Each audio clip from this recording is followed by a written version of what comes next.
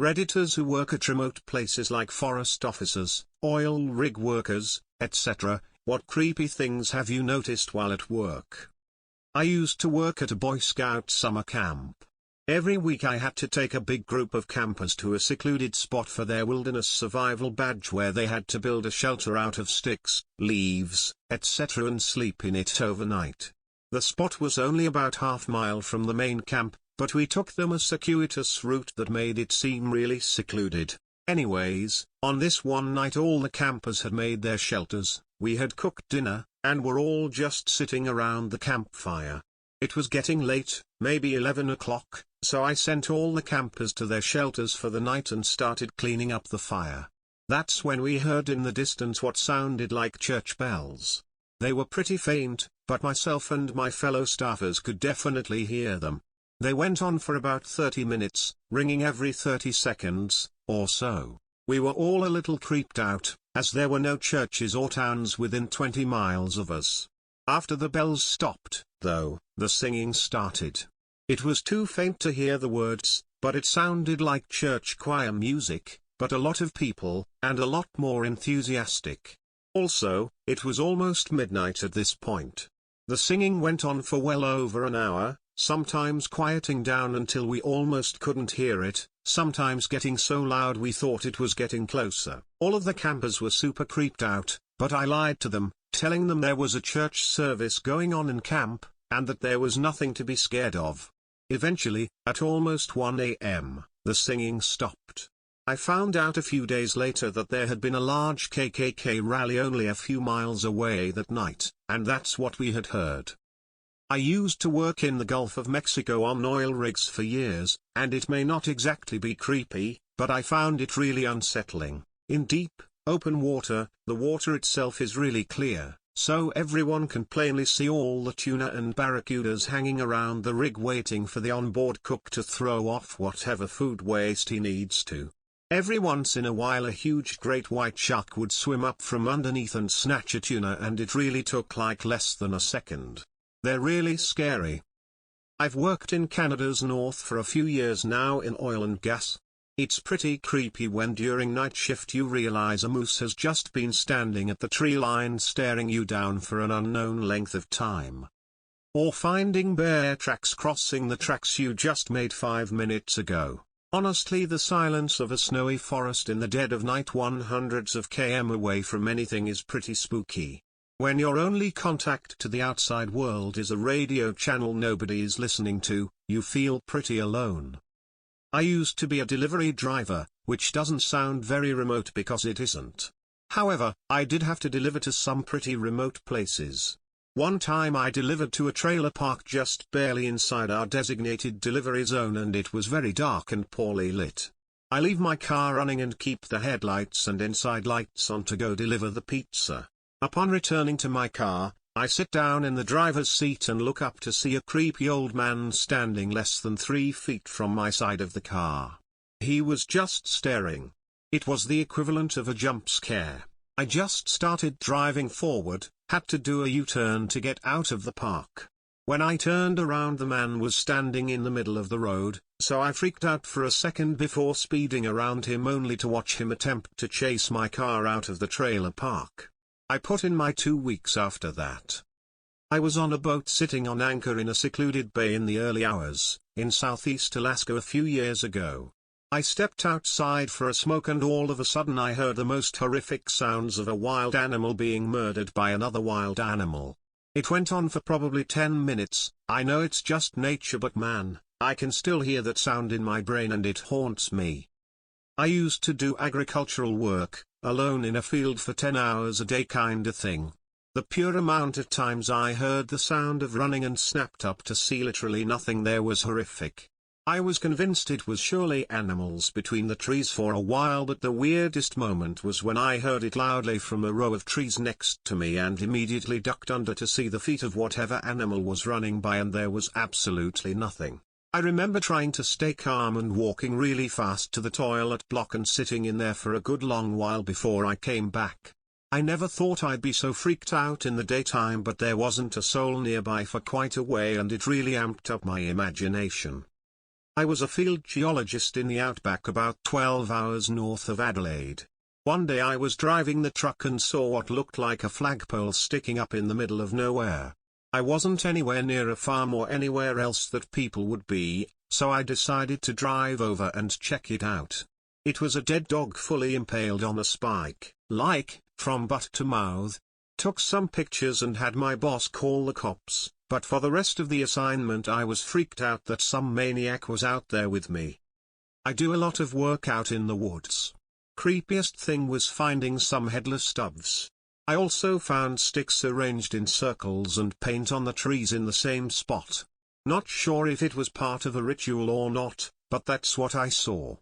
I was the creepy occurrence. I live on ranch off of a quiet dirt road. Our distant neighbors, nearest house is about 1 mile away as the crow flies, have had issues with people stealing things out of their outbuildings and storage sheds in the area. It was also late in the year, so it was starting to get dark around 6 p.m. So as a result, every time I would see headlights go down our road I would watch to make sure they weren't stopping on the property. One evening I see a vehicle going very slowly down the road and come to a stop at the end of our driveway, about 120 yards from our front porch. The vehicle is parked right in front of a 60s pickup I have parked, so I think whoever it is might be looking to steal it, or just looking over the property. Whatever the case, I decide to put on a black coat and grab my rifle to go investigate. It's dark out, so I stay out of the headlights of the vehicle so I can get close.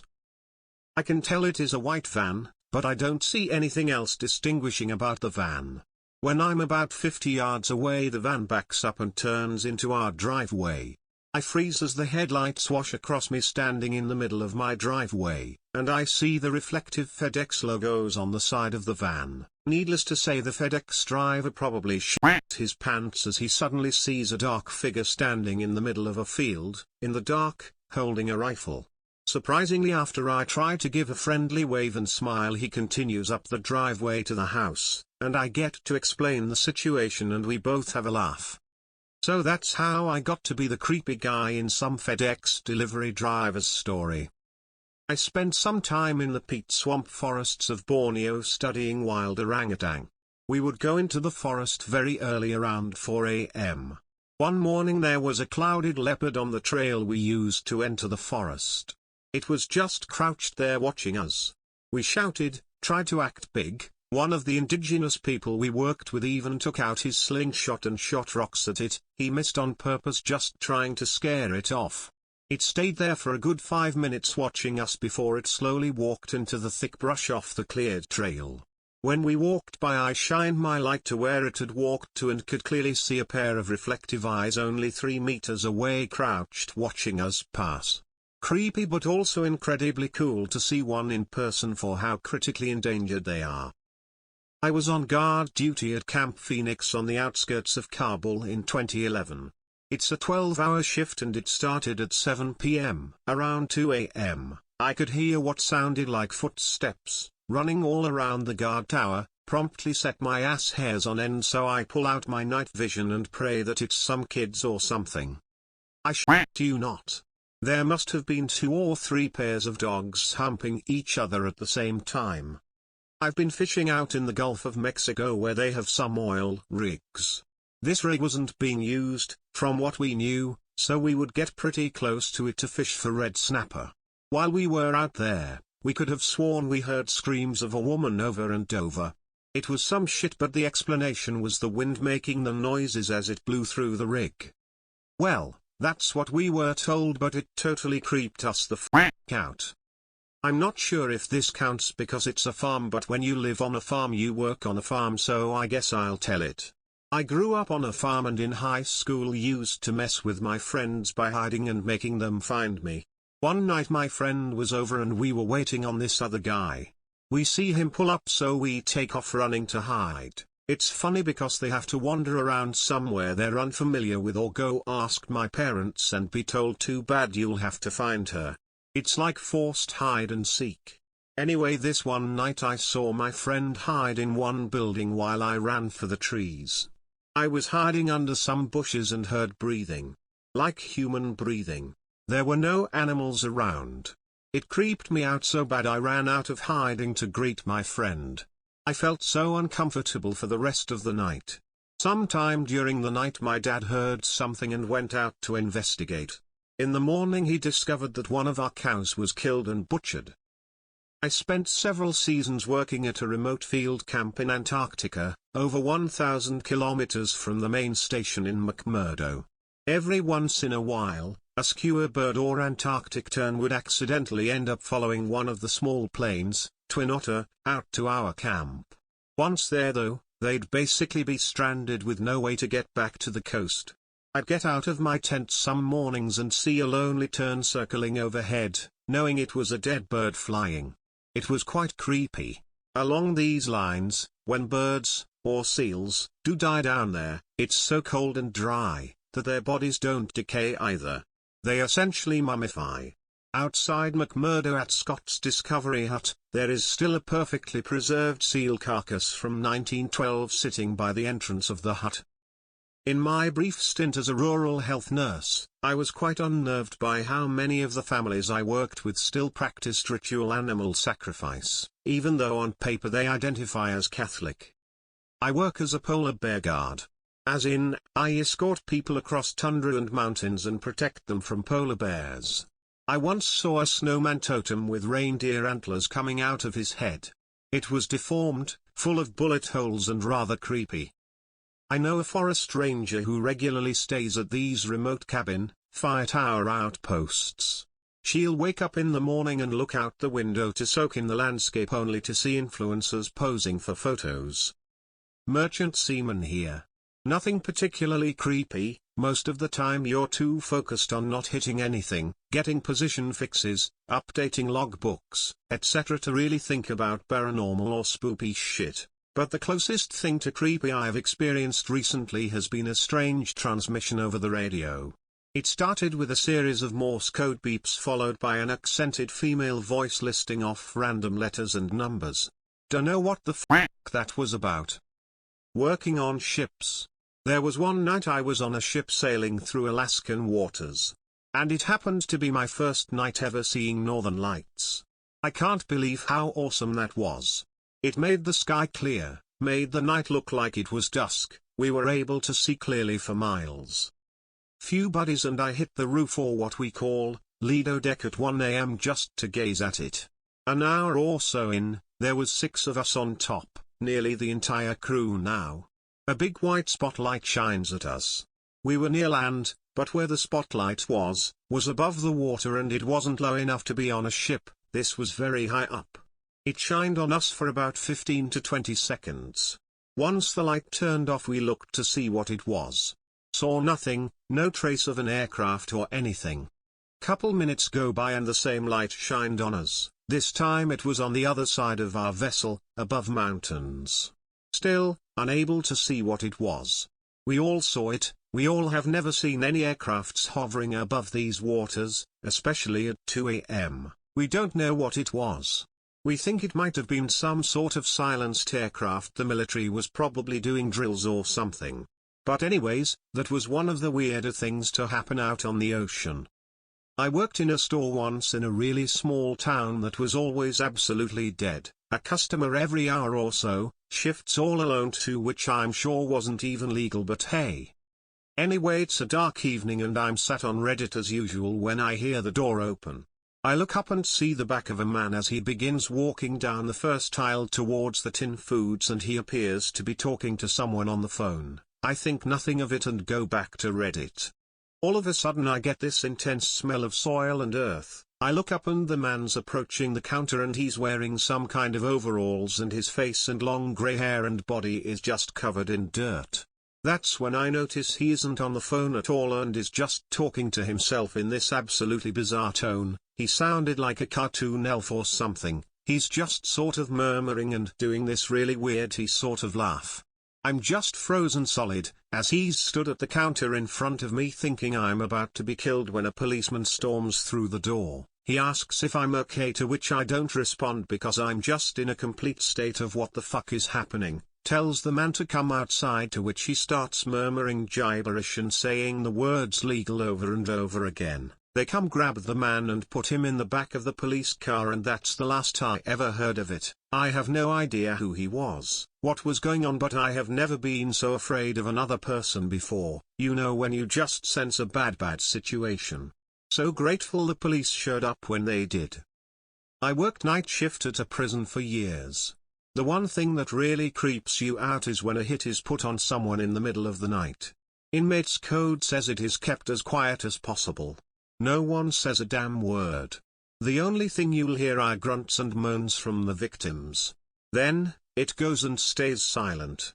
If you hear it happening, it's already too late to stop it. It'll be over before you pull your keys out. Occasionally, if someone needs medical attention, the first sign we got was an inmate approaching the bars saying they need to go to medical, and are usually bleeding, all nonchalant. The creepy ones are where no one shows up. All you get is grunts of pain, and that's it. When I was 15 years old, I was doing my 4 a.m. newspaper delivery round on bicycle. I was driving into the garden of this one subscriber where I saw two guys with flashlights looking through the windows of the house. I was a bit in shock and just said, "Good morning, guys." They were just as much in shock, and an awkward silence followed. I tried to break the silence by asking if I could pass them to deliver the newspaper through the door. One of the guys said the person living in that house did something to his family and they took it as an opportunity to get away in their car that was still running. When they were gone, I rang the doorbell at the house to tell them what happened and they should keep an eye out. I was serving as a fireman for my nation's compulsory national service. Once, we were called into the forest to retrieve a body who was found hanging on a noose, deep along one of the running trails. He had apparently committed suicide by hanging himself off a tree, was found by a few morning joggers. What's creepy was, we found a straw doll at the foot of the tree. It was stabbed with a few red bobby pins in the head, facial area. And there was also an unknown talisman that was half burnt where the doll was sitting. When we took the body down, we had to carry him a few kilometers out of the forest, and halfway along the journey, a previously unnoticed wound on his face started bleeding. One of my men swore that it was bleeding from the same spot as where the bobby pin was stuck on the doll, but we could not confirm it as we left the doll where his body was found, for the police. Passed the body to the paramedics and booked our way out of the area. A two-headed snake in a Congolese forest. I work remotely from home and sometimes I look in the mirror. We have a PTO pump spot that comes out of a canal for our rice fields. When I was like 12 years old, my uncle found two bodies dumped in the little sump area where our pump sat. Both of the ladies that were dumped there had the same tattoos, so they think it was gang related, but it was 45 minutes away from where that gang operated. I still look in the hole every time I go by there, and that was 20 years ago. Spent a summer in Wyoming going to BLM land and other remote locations collecting data on bats and herpetofauna. Heard a lot of weird noises like mountain lions screaming, deer snorting, what sounded like owls fighting. Woke up one morning to find two bull moose sleeping 20 yards behind my tent. All of this was part of the job until one night a truck was driving towards us when we were on a BLM square in the southwestern part of the state. The truck was going over land, no road, and was slowly driving at us. It stopped about 100 yards away, turned off the lights, and we could see a person get out. They walked a full circle around us at 100 yards away, got back in the truck and turned around. This was after dark, and this shadowy figure did a complete circle around us. You could hear them walking through the sagebrush, and I'm sure they could hear us talking. We packed up after that and drove to a hotel an hour away. I called the office and told them I was taking a gun when we went back out. Didn't like having the bear mace as our only defense. Some friends and I were fishing a small pond just after dark for catfish. We started to hear sounds coming off the water like someone throwing softball-sized rocks, but they were coming from all over the pond. We thought someone was messing with us and we called out a few times for them to stop, but we eventually got freaked out and left. Cut to a few years later, I'm fishing a different pond and hear the same sound.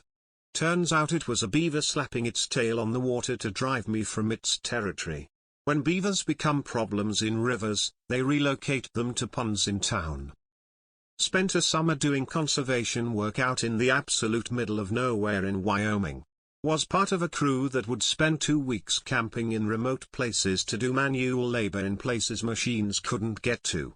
For this story, we were building new hiking/biking trails in the back portion of a designated wilderness area in a high-altitude desert.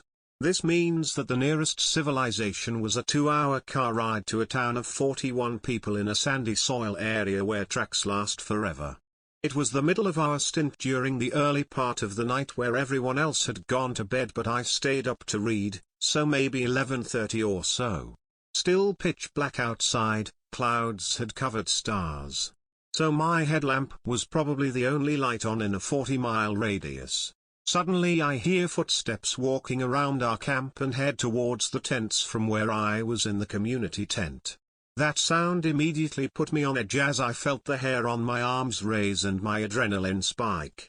I recall thinking to myself that 2 things are very wrong, since the person was not using a light to see and the footsteps were not coming towards me from the tents, rather it was the opposite. Within the 4 seconds it took me to drop my book, get up, and turn the corner of the tent to cast my light on the sleeping tents. The sound had stopped, but I saw tracks in dirt before me.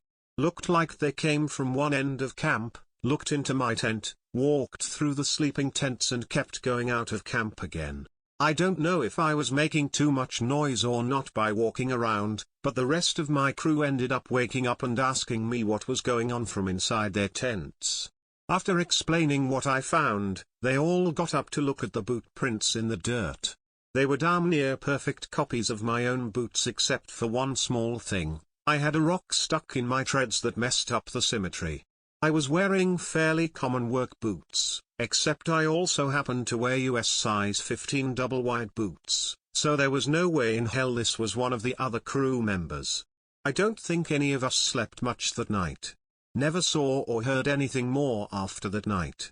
A light rain removed the tracks a couple days later, but I do remember none of us were willing to step on the prints themselves and choose to step over them like cracks in the sidewalk.